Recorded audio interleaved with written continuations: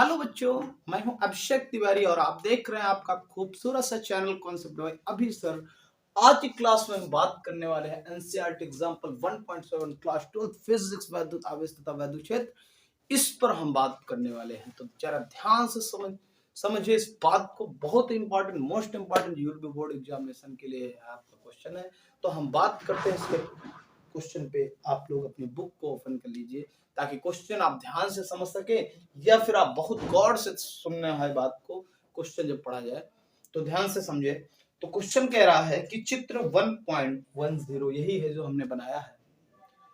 इसके बाद कहने वाला दर्शाइए में दर्शाए अनुसार किसी समबाहु त्रिभुज। गौर से देखिए, समबाहु त्रिभुज है तो अगर समबाहु त्रिभुज कह रहा है तो इसकी लंबाई हम एल मान ले, इसकी लंबाई एल मान ले। इन तीनों भुजा की सेम लंबाई होगी, मैंने एल एल एल मान लिया। इसके बाद हमसे क्वेश्चन कहने वाला है कि शीर्ष पर स्थित आवेश Q1 Q Q minus Q, यानी कि शीर्ष पर एक Q है, एक Q है, ये माइनस Q है। तीन आवेश आपके रखे हुए हैं, प्रत्येक पर कितना बल लगेगा। तो चलिए हम बात करते हैं सबसे पहले बिंदु ए पर रखे आवेश Q पर। तो Q1 पर लगने वाला बल सबसे पहले हम निकालेंगे। तो Q1 पर लगने वाला बल, गौर से देखें Q1 पर लगने वाला बल हम कैसे फाइंड करेंगे। तो सबसे पहले Q1 पर Q2 के कारण लगने वाला बल कितना होगा, F12 कितना होगा। तो Q1 पर Q2 द्वारा लगने वाला बल, हम सीधा सीधा इस थ्योरी को न लिखते हुए सीधा सीधा हम बात करें Q1 पर Q2 के कारण F12 का मतलब 1 पर 2 के कारण लगने वाला बल, यानी Q1 पर Q2 के कारण F12 जो बल लगा है, फोर्स लग रहा है, इसके कारण कितना लग रहा है। तो ये हो जाएगा 1/4 pi epsilon not Q1 Q2 upon R square. यही होता है फार्मूला। तो सीधा सीधा वैल्यू फाइंड लिख देते हैं। यहाँ पे फार्मूला बहुत बार लिख चुके हैं हम लोग, सबको पता है। तो Q1 की वैल्यू है Q, Q2 की वैल्यू भी क्या है, Q है, अपान R, बीच की दूरी कितने L स्क्वायर। तो यहां से हो जाएगा 1/4 pi epsilon nought Q square अपान L स्क्वायर। इसकी डायरेक्शन बाहर की ओर है। डायरेक्शन आपको इस फिगर में ड्रा कर दी गई, इसलिए मैं यहाँ पे नहीं लिख रहा हूँ।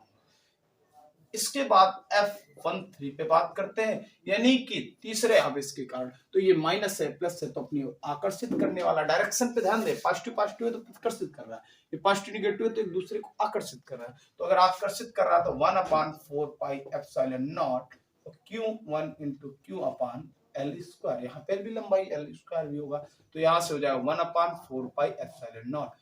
एक बात ध्यान रखना बच्चे, ज्यादातर गलतियां यहाँ पे कर लेते हैं, माइनस चिन्ह रख देते हैं। तो मैं बता रहा हूँ फोर्स एक वेक्टर क्वांटिटी है, और यहाँ पे माइनस चिन्ह से आपको पता चलता है ये आकर्षित कर रहा है या प्रतिकर्षित कर रहा है, यानी क्या कर रहा है। तो इस पर हमारा परिणामी बल ये हो जाएगा। अब यहाँ पर F1 निकालना है। F1 और F1 2 के कारण और 3 के कारण लगने वाले बल का जो परिणामी है उसको निकालना है। तो परिणामी निकालने के लिए सबसे पहले गौर से देखेंगे हम कैसे क्या करेंगे। तो सबसे पहले बात करते हैं, तो अगर ध्यान से देखें तो ये वाला एंगल जो आपका है ये कितना है, 60, क्योंकि समबाहु त्रिभुज है तो ये भी 60 होगा और ये भी 60 होगा। तो यहां से ये 60, ये पूरी की पूरी लाइन है तो 180 होगा, पूरा का पूरा 180। तो इसमें से क्या होता है, ये भी 60 है और ये भी 60 है, ठीक है। तो अगर ये भी 60 है, ये भी 60 है, तो F1 बराबर क्या हो जाएगा। तो अभी इसके प्रीवियस क्वेश्चन में हमने बताया है F1 हो जाएगा फिर F12 cos 60 plus F13 cos 60। अगर क्वेश्चन में कोई डाउट हो तो नीचे डिस्क्रिप्शन बॉक्स में मेरा कॉन्टेक्ट नंबर दिया गया है, व्हाट्सएप नंबर दिया है, जिससे आप क्वेश्चन कर सकते हैं। तो F1 निकालना है, तो F1 इज इक्वल टू क्या आ जाएगा, तो F1 is equal to F12 cos 60 और प्लस F13 cos 60। तो यहां पर अगर हम बात करें F1 की, तो F1 कितना है, 1/4 pi epsilon nought Q square अपान L स्क्वायर cos 60 मान 1/2 plus 1/4 pi epsilon nought Q square अपान L स्क्वायर cos 60। तो यहां से अगर हम cos 60 की वैल्यू रख दे तो ये हो जाएगा 1/2, दोनों को ऐड करेंगे तो F1 बराबर क्या निकल के आएगा, तो 1/4 pi epsilon nought Q square अपान L स्क्वायर, यानी Q पर लगने वाला बल कितना हो जाएगा, ये हो जाएगा। डायरेक्शन तो आप जानते हैं कौन सी होगी, तो Q1 पर लगने वाला F1 निकल आया। Q2 पर लगने वाला बल इसी प्रकार से निकालेंगे तो क्या होगा, Q2 पर